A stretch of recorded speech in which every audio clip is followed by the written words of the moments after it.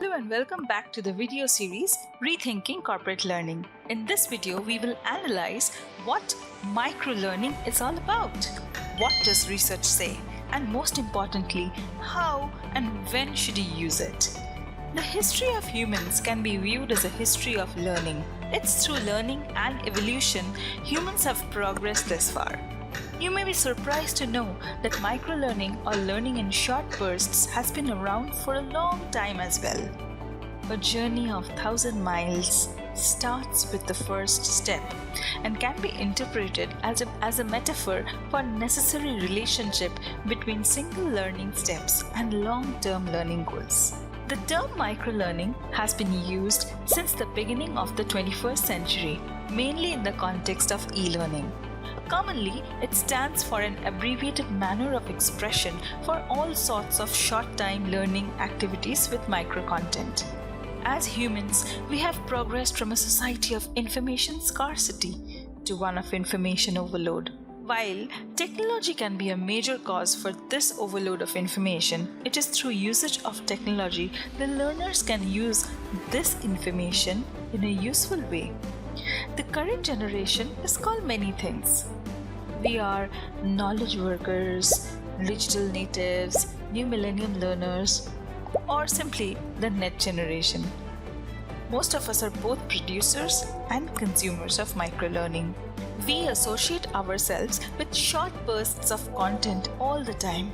Be it microblogging sites like Twitter, microcontent apps like Instagram and Snapchat, or be it emails and text messages. Studies show when presented with short chunks of sequential materials, in comparison with one larger chunk of material, students have performed better with the smaller chunks.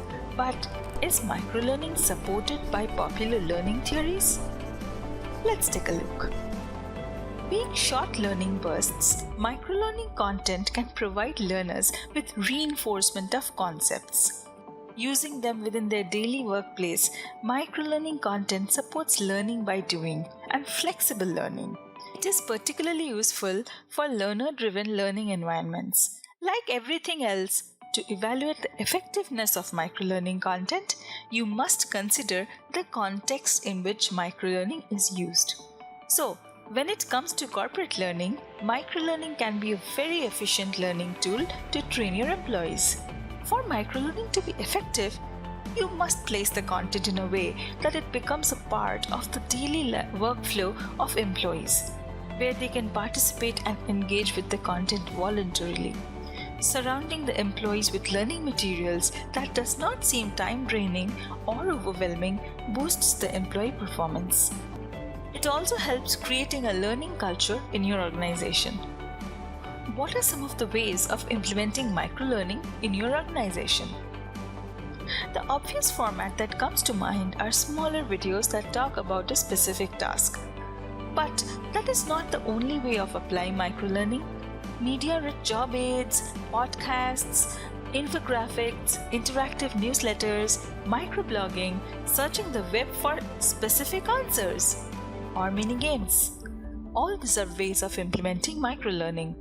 But designing microlearning is tricky. When designing the content, keep in mind that the content has the following features. Format.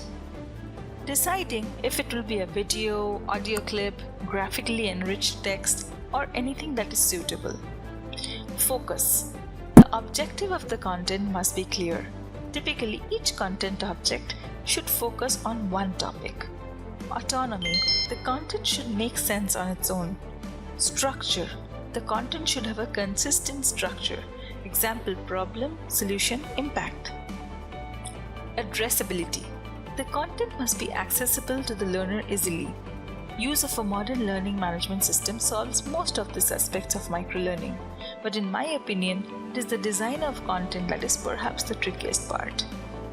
Here are some questions you should ask when you design a microlearning project. What my learners must know to perform a task? Will this content have worth outside of employee-specific work environment? What are some of the common mistakes employees make while they perform a specific task? What topics can be broken down into small pieces? What What are the 3 or 4 most important things the employees must know in this topic? Upon gathering the answers, you can decide the format you will use your content in. Before ending this video, I would like to reinforce on what microlearning is not.